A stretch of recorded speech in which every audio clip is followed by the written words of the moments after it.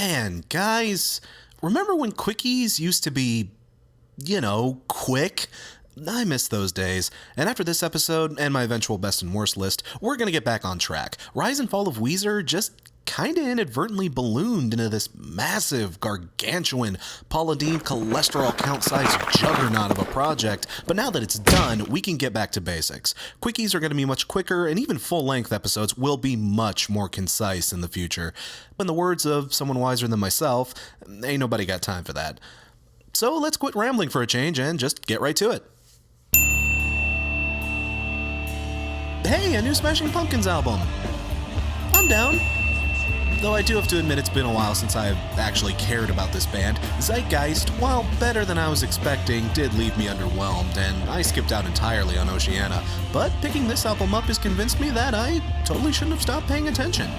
Something I really loved about this album is just how pretty and blissfully atmospheric it is. Those of you that were raised on Melancholy and Adore might be raising a skeptical eyebrow right now, but stick with me here. Corgan has matured greatly as a songwriter. This album deals with the loss of love, but in a way that isn't self-pitying or insufferably remorseful. It's about letting go and moving on with maturity and grace, and the wonderfully arranged keyboards and piano work really help bring those themes across, while the crunchy, screeching pumpkin-style guitar weaved throughout reminds us that we're still listening to the same band that made us so happily miserable all those years ago. And hell, even Tommy Lee's drumming isn't too shabby, if not outstanding in any particular way. I mean, overall, I wouldn't say this is their most exciting or interesting album, but it is a solid outing. I mean, hell, I'll take this over Zeitgeist any day of the week. Monuments to an Elegy gets 3.5 tarantulas out of 5. Now this album, woo! Talk about anticipation. At the Gates were one of those bands that didn't last long, but dear God, did they leave an impression. Slaughter of the Soul is mandatory listening for anyone interested in melodic death metal. Hell, it's practically MDM 101. So hearing that these guys were going to release their first new album in almost 20 years did admittedly make my pants at war with an erection. And even though they've been dormant for so long, these guys did not disappoint. Tomas Lindberg's voice hasn't lost a single coat of gloss. His higher-pitched shout might be a bit of an acquired taste for some, but he wrings the ever-loving shit out of every lyric that passes through his lips. And Adrian Erlingsson's drumming is a never-ending assault on your cochleas. It rattles your brain while you're listening to it, and I mean that in the best possible way. Combine all of this with Martin Larson and Anders Bjorler's stampeding guitar work and Jonas Bjorler's proficient low ending, and you've got what might be one of the best metal albums of the year. Whatever side they've taken on their war with reality, that's the side I want to be on. Guys, this album is seriously legit. At War with Reality gets 4.5 hard to pronounce Swedish names out of 5. Bjorler? I should probably just stop trying. Hey, speaking of bands that have been dormant for 20 years, let's talk about a band that should have stayed that way. Please don't get me wrong here, I adore Floyd's earlier work. Who the hell doesn't? Dark Side of the Moon, Wish You Were Here, and The Wall are the quintessential soundtracks to all those moments in college we can't remember. That Floyd is glorious. That Floyd is amazing. But this album isn't that Floyd. This album was mastered from sessions taken from the Division Bell. Do you guys remember what the Division Bell sounded like? Of course you don't, it was shit. And through some sort of unholy miracle, this album is even worse. It's made up almost entirely of instrumentals. And normally I wouldn't fault Pink Floyd for that. Hell, they're one of the few bands that could actually get away with something like that. But the music on this album is just so slushy, directionless, and dull. It's so cluster-fuckingly dull. Without the creative spark of Roger Waters or the kooky insanity of Syd Barrett, this album just becomes a meandering, wishy-washy collection of noodly muzak that sounds more at place in your dentist's office than it does at a laser light show. And as a Floyd fan, it pains me to say that, but this album is entirely pointless. I'm sorry. Talk about ending on your worst possible note. And Berlin, all is forgiven. The Endless River gets 1 NyQuil out of 5. Now, I've certainly been known to thrash the living dreadlocks off of most nu metal bands that come across my table. It's no secret I'm not a big fan anymore, but Slipknot is another one of those bands that really stood out back in their day, and I honestly don't think they deserve a lot of the hate that they get. I mean, I do understand where it comes from. Those masks and jumpsuits are borderline ICP level stupid, but the music was always interesting, and the talent always did seem to rise above their more gimmicky elements. So I can say for the most part, I really enjoyed the Grey Chapter. Hell, given what the band has gone through, it's amazing this album even came out at all. Taylor's screaming is brutal and voracious, harkening back to the old Iowa days, and the rest of the band does a terrific job of matching Taylor's intensity. It's kind of a shame that the lyrics he's screaming do occasionally touch on the dopier side of things, even for a Slipknot album.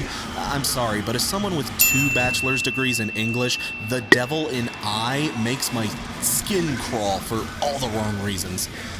This is gonna sound weird, but personally, I think the album may almost be a little too aggro. To me, the most interesting Slipknot moments are when they step out of their comfort zone and try something a little more moody or introspective. But I also do realize that I'm probably in the vast minority of people when it comes to that opinion.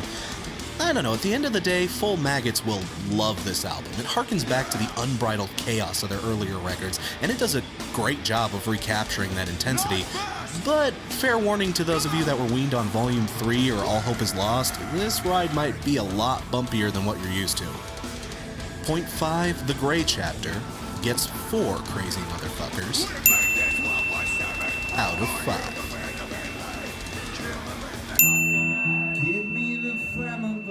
Foo Fighters. Need I say anything more?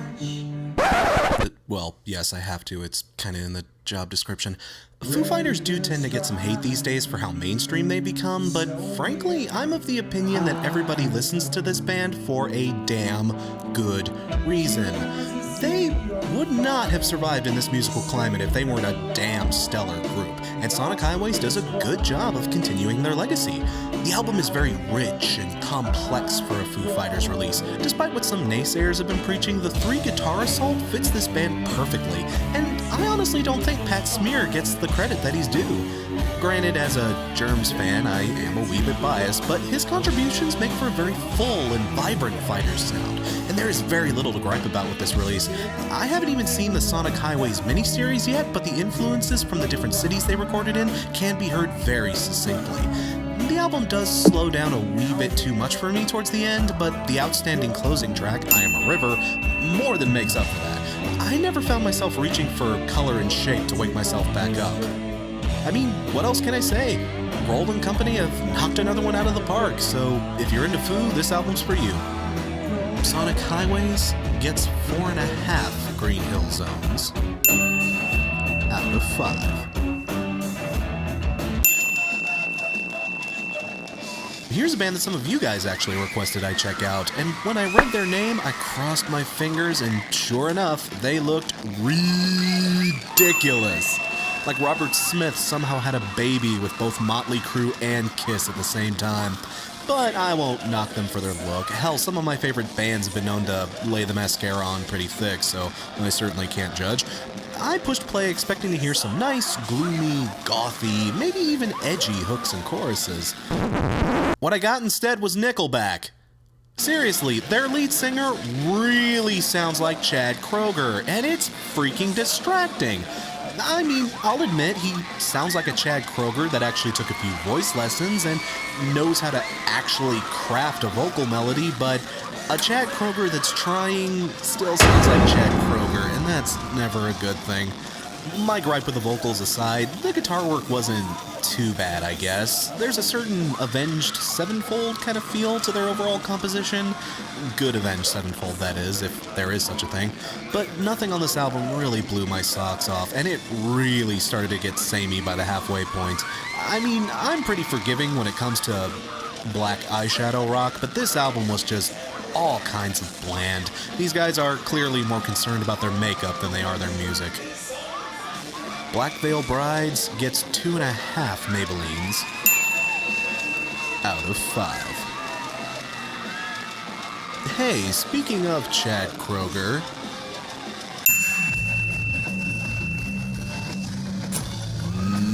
Nope. 1 out of 5. Because fuck Nickelback.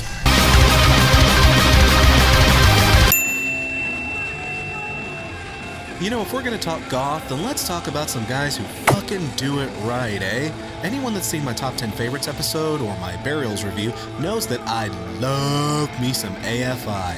And when I heard Davey Havok and Jade Puget were gonna be starting a straight-edge hardcore side project, I squeed like a 14-year-old boy at his first Minor Threat concert. And though when I put this album on, what I got was quite far removed from the SSDs and teen idols of the world. Don't get me wrong, the ferocity and rebellious nature of those artists is fully intact, and this album loudly and proudly has both middle fingers firmly extended. But at the same time, it still has a good deal of that AFI darkness carried over with it as well.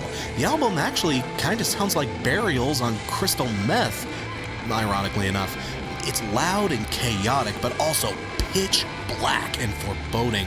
Hell, this album feels like it borrows more from black metal than it does hardcore punk. But regardless, it made for an insanely fun listen. It's an album that bludgeons you over your fucking skull and refuses to apologize for it. Which also may be a small detriment, admittedly, as being bludgeoned usually is. The lyrics do fall into the SXC trap of perhaps being a bit on the preachy side. Okay, a big bit on the preachy side, but hell, to me that's kind of the whole point of straight edge, you know? It's pretty much inescapable. The lyrics have to be at least a little preachy if you want them to be effective in this genre. So, I admit, they do serve as a small turnoff to some, but if you're familiar with the scene, this will be old hat to you. But if you want something feral and ominous to bang your head silly to, this is a good album to pick up. Just, you know, be sure to put out your cigarettes around it before listening. XTRMST gets 4.5 vegans out of 5. You know, since we're on the subject of bands that got huge in the early 2000s, who here misses the fuck out of At the Drive-In? Yep, I'm gonna raise my hand right up too. Relationship of Command is quite possibly one of the best albums released in 2000, and we have had nothing come by in the past 15-ish years that has even come close to their particular brand of bonkers prog punk intensity. Even when the band split in two, what we got from the two halves was either, well, kind of boring or, well, kind of incomprehensible. So when I heard the Bixler-Zavala Rodriguez-Lopez tag team was getting together for another project, I definitely pricked up my ears. And given what I'd heard from their other various projects, I was expecting something very heady and prog rocky. But when I popped in Antemasque's latest release, I was shocked at just how straightforward it is. That's not to say it's lacking in complexity. Rodriguez-Lopez guitar work is just as furiously off the rails as we've come to expect, and Bixler-Zavala still scrapes the top of the tenor scales with a proficiency that most men would need. A healthy dose of helium to reach. It's just that the musical composition overall borrows much more from punk than it does from heavy progressive rock, and the bass work is some of the best I've heard all goddamn year. Seriously, it's probably the best thing about this album. Who the hell is playing on this? No way. Holy shit, that is awesome. I know a lot of us have been clamoring for an ATDI reunion, but since it looks like we're probably never gonna get it, this is about as healthy of a substitute as you can possibly muster. Holy God, is it wonderful. Antemasque gets 5 sweet afros out of 5.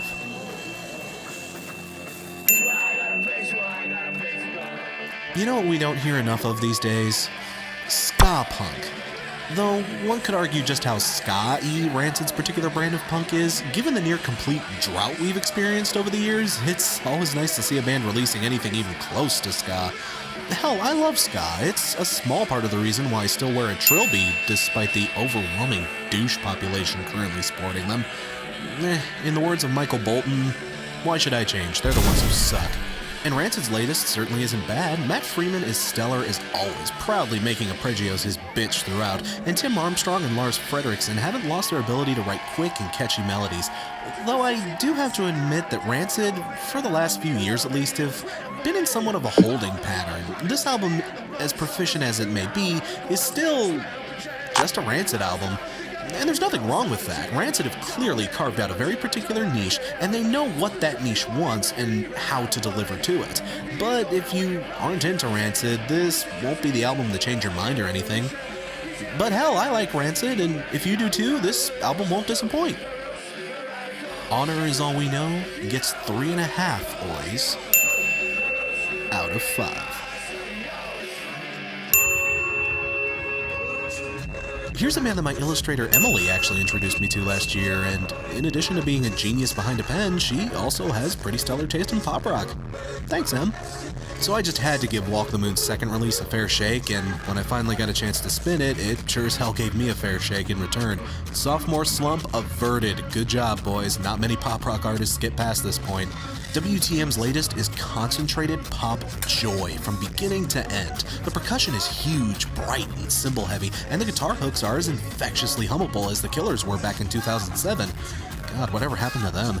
And Nicholas Petrika's vocals are flexible and fun-loving. This guy is clearly having a blast singing these tunes, and by proxy, you'll have fun listening to them as well. It's great. It's a pop album that never slows down too much at any one point. It stays danceable and groove-laden from play to stop, and that's the kind of pop album I can get behind.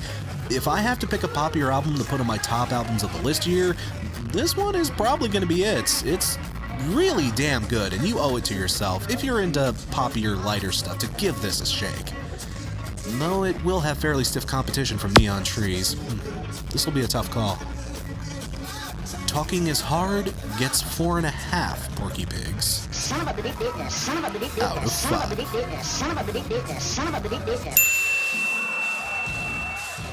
You know, when I gave Muir and King 810 their rightly deserved paddlings earlier this year, some people brought this album up as a suggestion, saying, well, if you hate them, you'll really hate these guys, Waka Waka.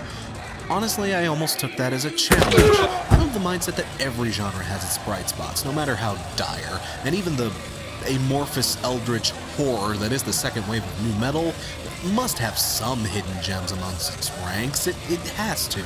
Hell, I was a little too hard on Of Mice and Men when their album came out, so maybe there's a glint of hope to be found with Attila's latest.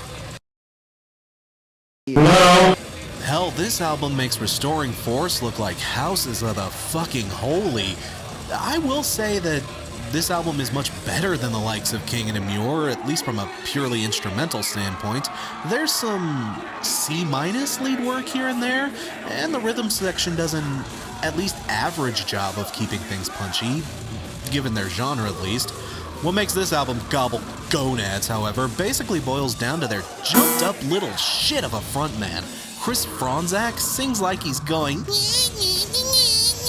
on every track. His screaming is okay, but whenever he switches it off, he sounds like Dennis the Menace trying to shove a wire hanger up Mr. Wilson's dick hole. It's unsettling and not in a good way.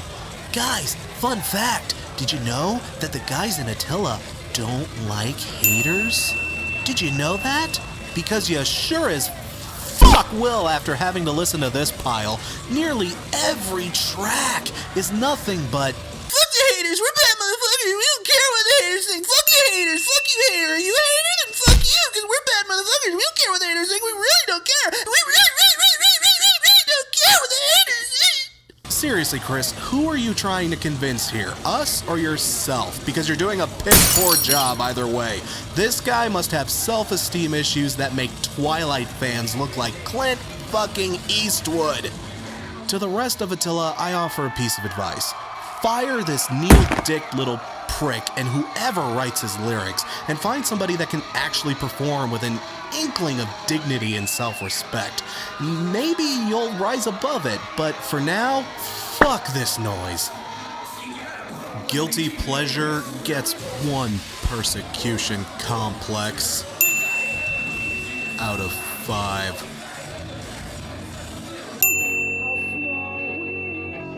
I Fight Dragons, because that shit is fun in Skyrim. Woo!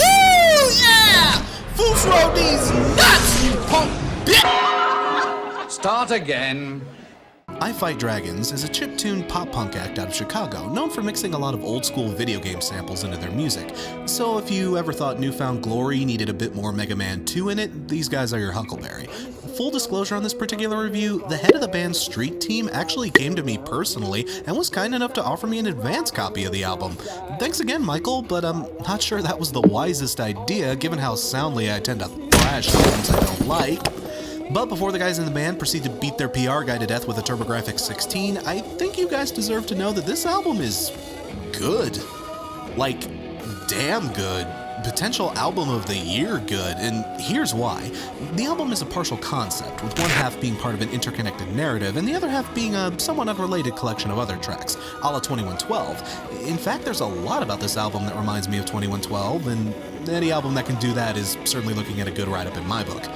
The concept is an epic and soaring piece of beautifully crafted and arranged pop-punk goodness. The lead guitars soar and shriek with intensity, and the electronica is both pulse-pounding and heart-renderingly wistful. It's like Final Fantasy VI if a kick-ass guitar solo would break out every few minutes. It's a fucking delight to listen to.